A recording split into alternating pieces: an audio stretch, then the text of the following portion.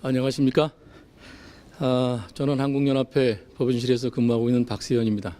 소개해 주신 대로 재림공원묘지 운영의 여러 가지 문제들을 운영하면서 진행을 해왔었습니다. 여러분들을 이렇게 멀리 또 가까이 생방송으로 우리 교우님들을 만날 수 있게 된 것에 대해서 무한히 영광스럽게 생각을 합니다.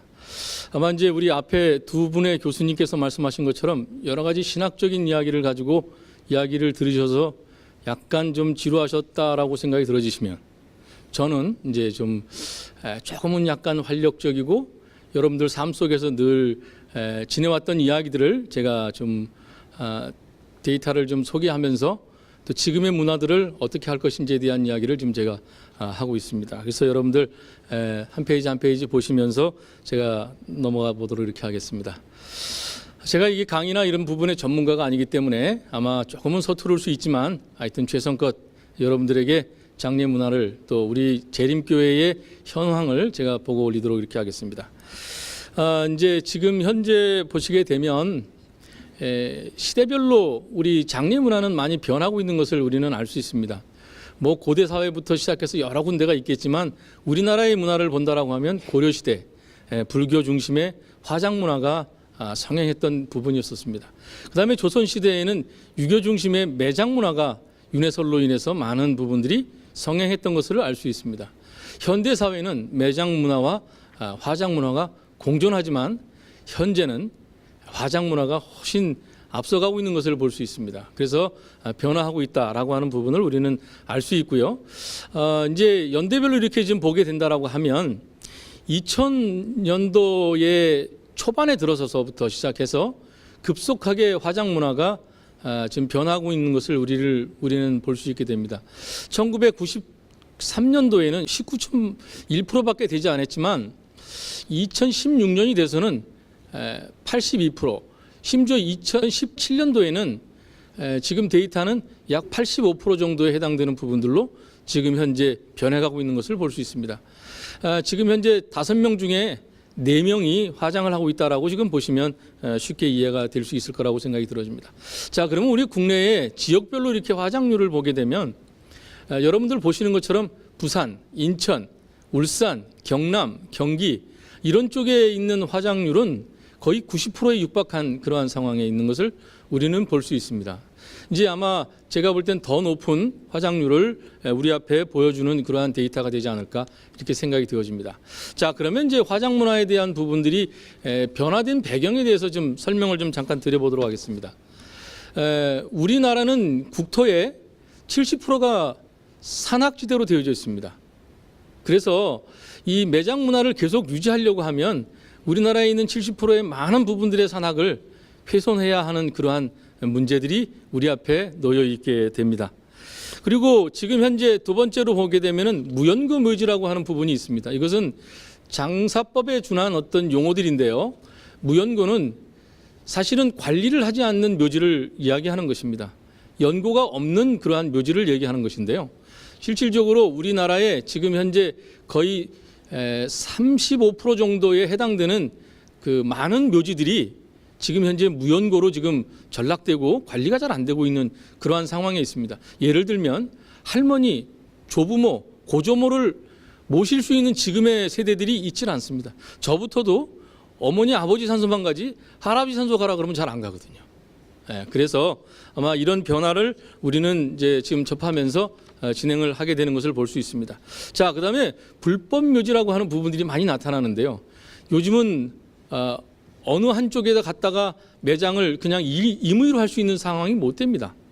그래서 돌아가시면 사망진단서가 떨어지게 되면 화장을 할 것인지 화장을 해서는 어디로 모실 것인지 매장을 해서는 어느 곳에 매장을 할 것인지를 반드시 하도록 되어 있습니다.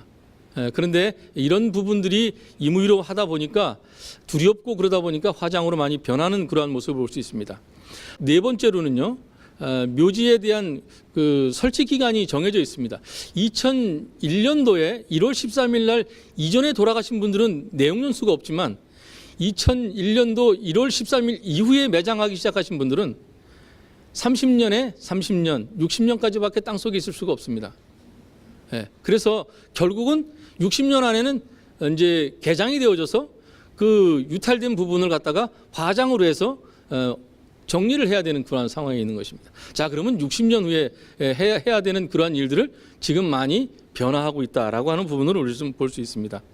그다음에 인구 및 사회 환경에 대한 부분들에 대한 변화인데요. 묘지 관리가 잘 안 되는 것입니다. 아까도 제가 무연고 묘지를 말씀을 드렸었는데 지금 현재는 저희는 매장을 하시게 될 경우에 재림공원 묘지에서는 1년에 2번의 관리비 3만 원을 받으면서 1년 2번의 벌초를 해드립니다.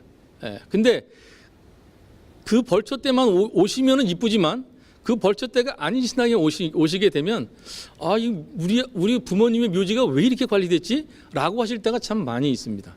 이런 것들에 대한 변화가 많이 있다라고 하는 것입니다. 그 다음에 지금은 핵가족 시대입니다.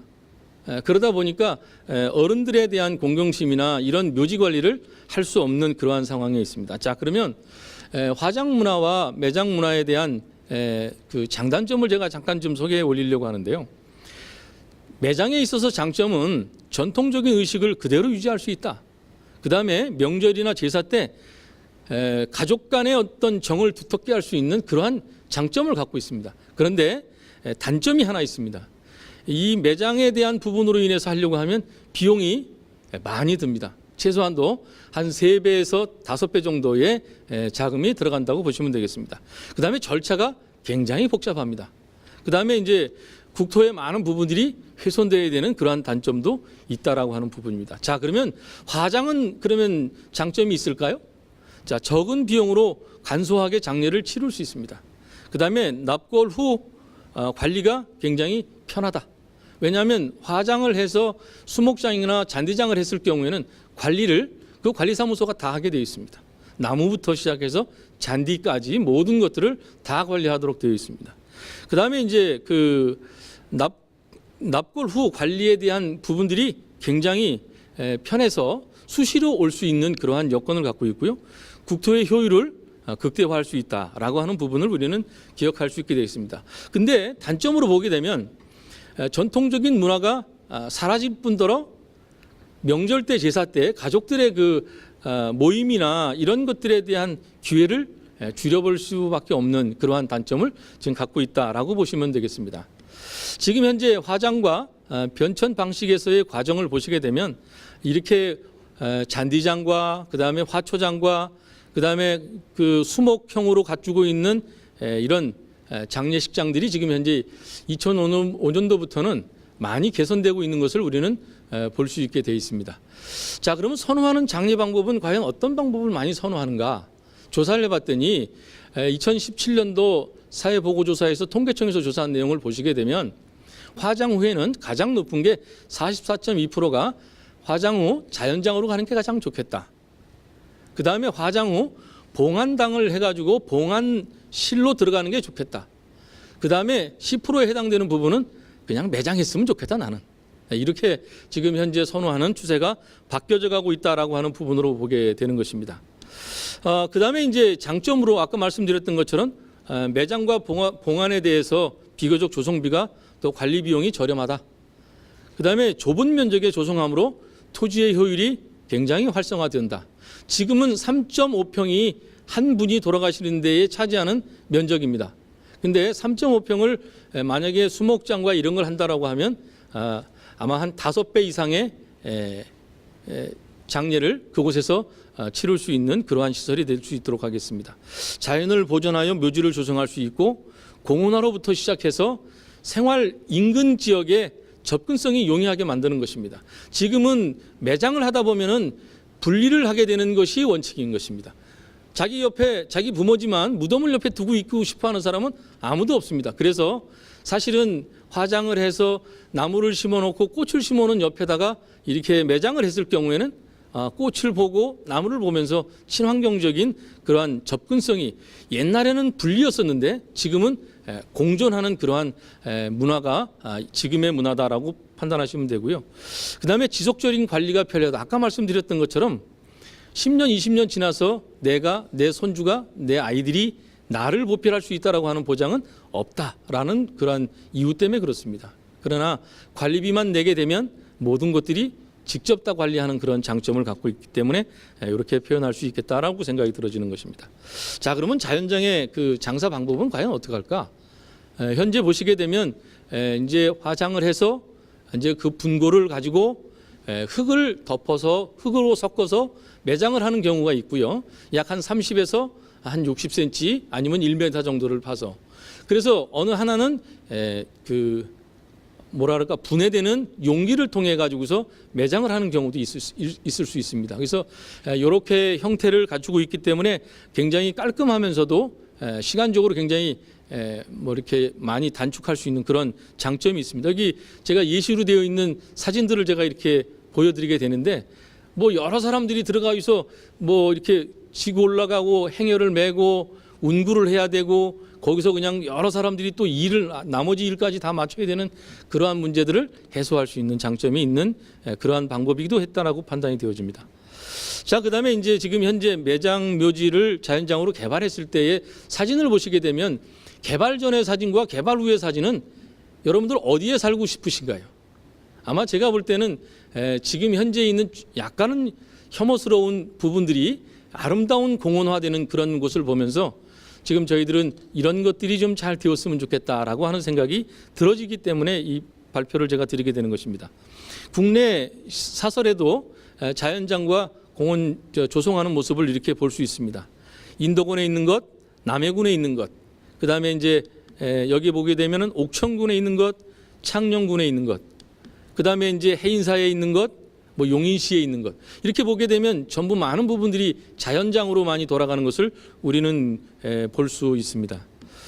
그 다음에 해외에서도 참 이렇게 친환경적인 이런 공원 묘지들을 운영하고 있는 것을 보면서 저희들도 굉장히 마을 근처에 이렇게 함께 공존한다고 하는 것은 굉장히 우리들에게도 시사점을 줄 수 있는 좋은 기회라고 생각이 들어지게 되는 것입니다.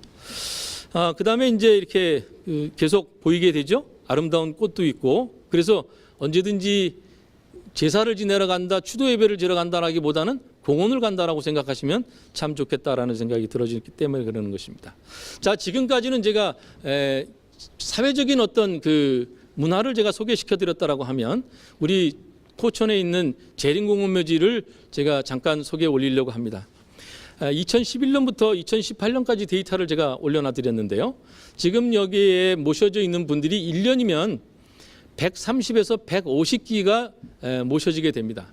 근데 지금 여기 58년생 세대가, 57년생 세대가 돌아가실 때가 되어지면 그분들이 갖고 있는 인구의 분포가 전국의 30% 이상의 인구를 갖고 있습니다. 그분들이 돌아가시는 시점에서는 아마 제가 볼 때는 이 매장을 한다라고 하면 지금의 이 130개, 150개가 거의 300개 정도 가까이 될 수 있는 상황으로 전개될 수밖에 없는 그러한 현실의 인구적인 통계를 저희들이 확인할 수 있습니다. 그래서 지금 현재는 150기 정도가 저기에 모시게 되는데요. 저희 재림공원묘지에서 재림교인들이 가장 많이 돌아가시면 장례를 치르는 곳이 우리 36 서울 추모관입니다.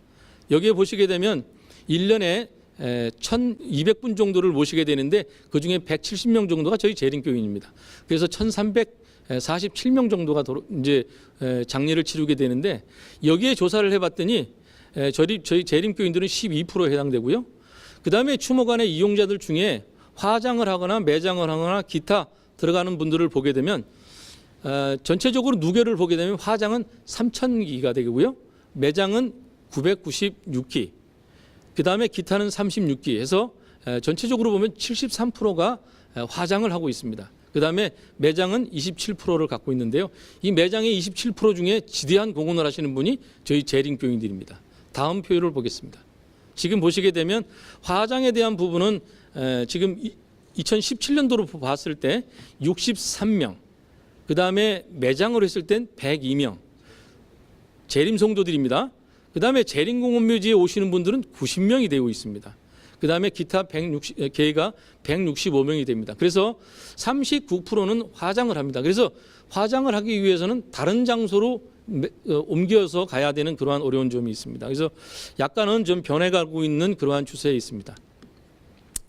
저희 재림공원묘지는 면적이 그렇게 크지 않습니다. 현재 약 6만 평 정도의 면적을 갖고 있고 현재 5,000기 정도를 저희들이 모시고 있습니다. 현재 이렇게 보시게 되면 굉장히 묘지로만 조성이 되어져 있습니다. 근데 저희가 이제 약간의 시설들을 좀 이렇게 좀 더 확장할 수 있는 기관들을 만들고 조성해서 저희들이 아마 이렇게 만들어지면 참 좋겠다.